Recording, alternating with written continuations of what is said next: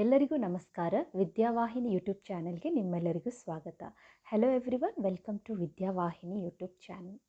In today's video, we are learning exercise part of Tutturi poem.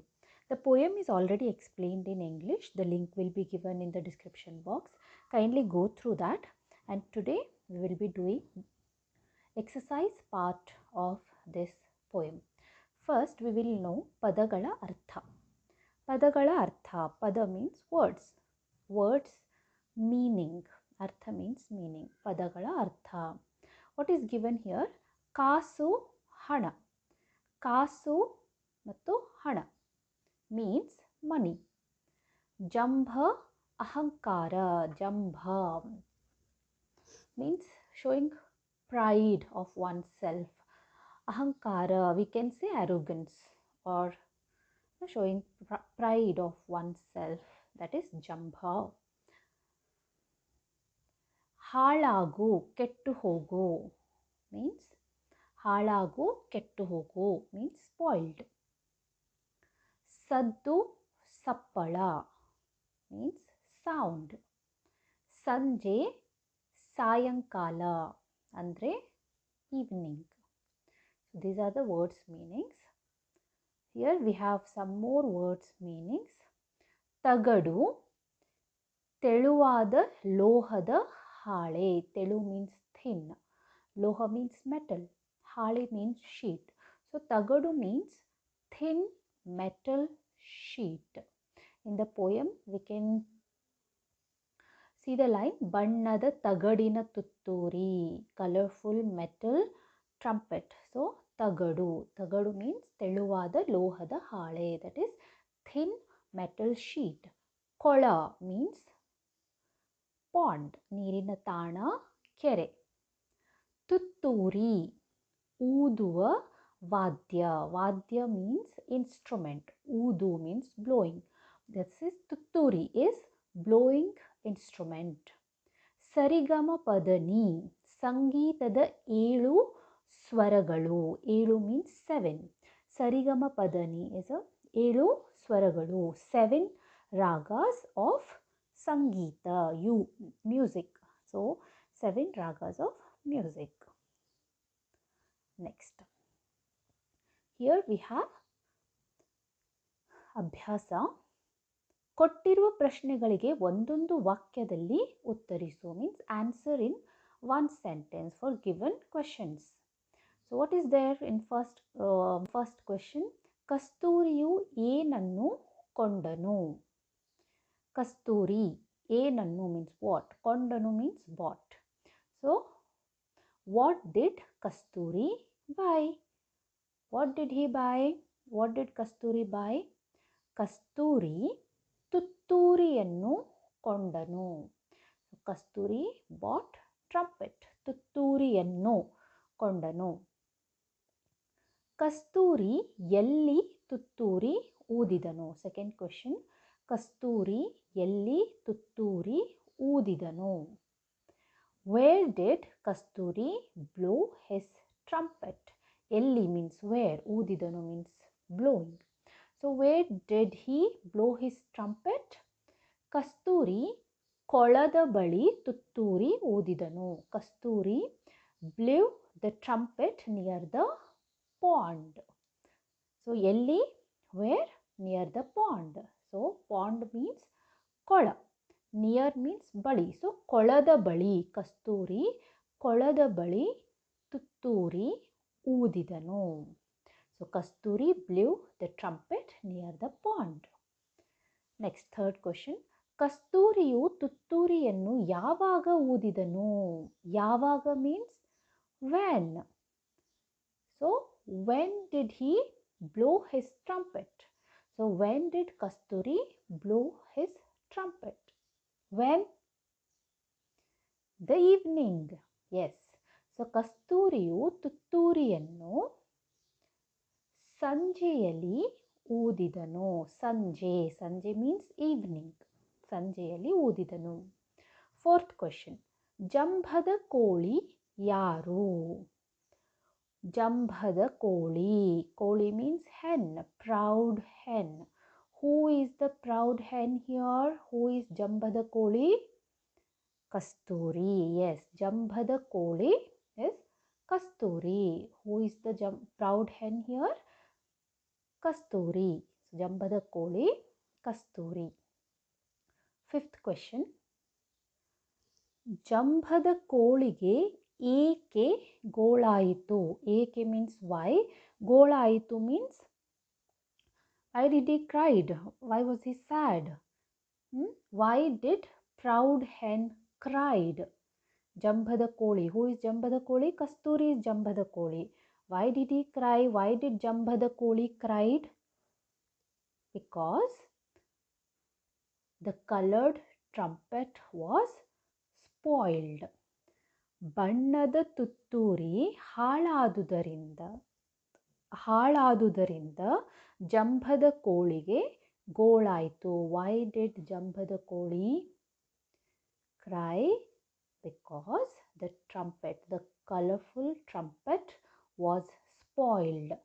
ಬಣ್ಣದ ತುತ್ತೂರಿ ಹಾಳಾದುದರಿಂದ ಜಂಭದ ಕೋಳಿಗೆ ಗೋಳಾಯಿತು. Sixth question. ತುತ್ತೂರಿ ಏನಾಯಿತು? What happened to the ತುತ್ತೂರಿ? ಏನಾಯಿತು means what happened?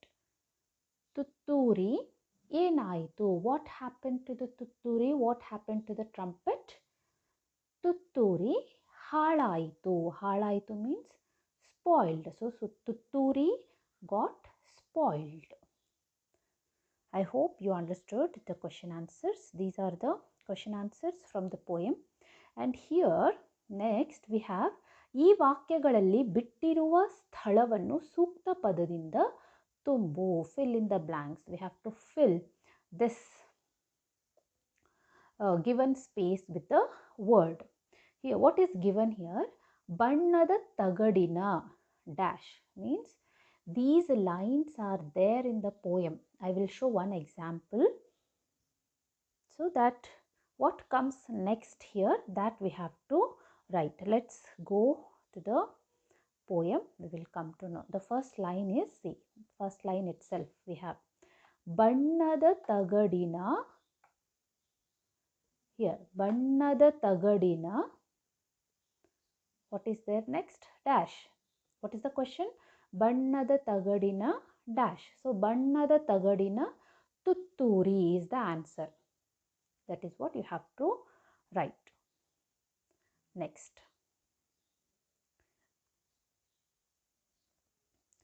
we have ಕಸ್ತೂರಿ ನಡೆದನು. ಕಸ್ತೂರಿ ನಡೆದನು. Where did he walk? ಕಸ್ತೂರಿ ನಡೆದನು. Next line is, I will show this also. Next two you have to find and write. See here. The second one is ಕಸ್ತೂರಿ ನಡೆದನು. What is there here? ಬೀದಿಯಲ್ಲಿ. So ಕಸ್ತೂರಿ ನಡೆದನು ಬೀದಿಯಲ್ಲಿ is the answer. That is what we have to write there. Next, ಜಾರಿತು ನೀರಿಗೆ dash. You find this and write the answer here. ಬಣ್ಣದ ತುತ್ತೂರಿ. You have to find the answer and write here. So these lines are there in the poem. Find these lines and write the next word, what comes after that line. Okay. Next we have ಈ ಕಥೆಯನ್ನು ಓದಿ ಕೆಳಗಿನ ಪ್ರಶ್ನೆಗಳಿಗೆ ಉತ್ತರಿಸು. One story, one passage is given here. We have to read this and write answers for the given questions. I will read this passage for you and I will explain that in English as well. Let's read. ಬೀರೂರಿನಲ್ಲಿ Ramanna ಎಂಬ ಕಟ್ಟಿಗೆ ವ್ಯಾಪಾರಿಯು ವಾಸಿಸುತ್ತಿದ್ದನು. Birur. Birur means it's a name of a place. Ramanna, name of a person. ಎಂಬ ಕಟ್ಟಿಗೆ ವ್ಯಾಪಾರಿ. ವ್ಯಾಪಾರಿ means merchant. What ವ್ಯಾಪಾರಿ? Which ವ್ಯಾಪಾರಿ? ಕಟ್ಟಿಗೆ ವ್ಯಾಪಾರಿ means timber merchant. ವಾಸಿಸುತ್ತಿದ್ದನು, lived.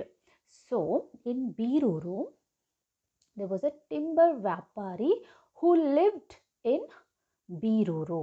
Okay. ಅವನು Ramanna lived Ramanna is a timber merchant lived in Biruru. ಅವನು ತುಂಬ ಬಡವನಾಗಿದ್ದನು. ಬಡವ ಮೀನ್ಸ್ ಪುವರ್, ತುಂಬ ಮೀನ್ಸ್ ವೆರಿ. ಸೊ ಅವನು ತುಂಬ ಬಡವನಾಗಿದ್ದನು. He was very poor. ಅವನು ಪ್ರತಿದಿನ ಬೆಳಗ್ಗೆ ಕಾಡಿಗೆ ಹೋಗಿ ಒಣಮರವನ್ನು ಕಡಿದು ತರುತ್ತಿದ್ದನು. ಅವನು ಪ್ರತಿದಿನ ಮೀನ್ಸ್ ಎವ್ರಿ ಡೇ, ಬೆಳಗ್ಗೆ ಮೀನ್ಸ್ ಮಾರ್ನಿಂಗ್, ಕಾಡಿಗೆ ಟು ದ ಫಾರೆಸ್ಟ್, ಕಾಡು ಮೀನ್ಸ್ ಫಾರೆಸ್ಟ್, ಕಾಡಿಗೆ ಟು ದ ಫಾರೆಸ್ಟ್ ಹೋಗಿ ಒಣಮರ ಮೀನ್ಸ್ ಡ್ರೈಡ್ ವುಡ್ ಕಡಿದು ತರುತ್ತಿದ್ದನು. ಕಡಿದು means fetch. So every day morning he used to go to the forest and he used to fetch some dry wood. ಪೇಟೆಯಲ್ಲಿ ಕಟ್ಟಿಗೆ ಮಾರಿ ಜೀವನ ನಡೆಸುತ್ತಿದ್ದನು. ಪೇಟೆಯಲ್ಲಿ ಇನ್ ದ ಮಾರ್ಕೆಟ್, ಕಟ್ಟಿಗೆ ಮಾರಿ, ಮಾರಿ means sell. So he used to sell those dried wood and he used to live his life. He used to sell those dry wood in the market. ಅವನು ಎಂದೂ ಹಸಿ ಮರವನ್ನು ಕಡಿದವನಲ್ಲ.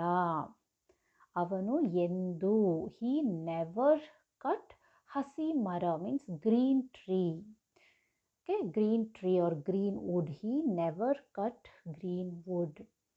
ಇದಕ್ಕಾಗಿ ಇವನಿಗೆ ವನದೇವತೆಯು ಅಕ್ಷಯ ಪಾತ್ರೆಯನ್ನು ನೀಡಿದಳು. ಇದಕ್ಕಾಗಿ ಮೀನ್ಸ್ ಫಾರ್ ದಿಸ್, ವನದೇವತೆಯು means goddess of forest gave him akshaya patre. Akshaya patre means inexhaustible vessel. Patre means vessel. She gave, vanadevate gave him inexhaustible vessel. ಇದರಿಂದ Ramanna ಶ್ರೀಮಂತನಾದನು. So from this Ramanna became very rich. He became very rich. Shrimanta. Shrimanta means rich. Now here we have questions. Ramanna yaru? Who is Ramanna?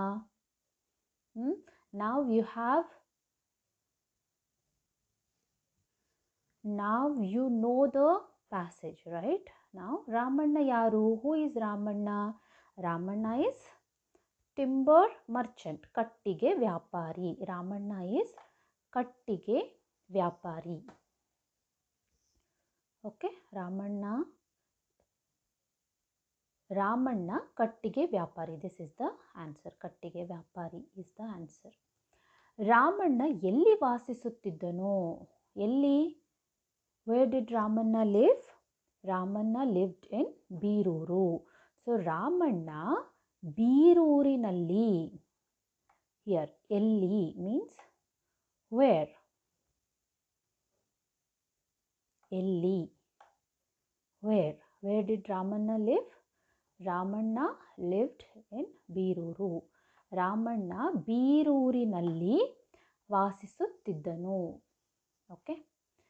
Third, Ramanna ಯಾವಾಗ ಕಾಡಿಗೆ ಹೋಗುತ್ತಿದ್ದನು? When did Ramanna go to the forest? Every day morning. Yes, correct.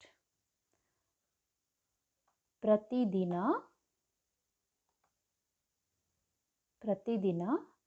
ಬೆಳಗ್ಗೆ.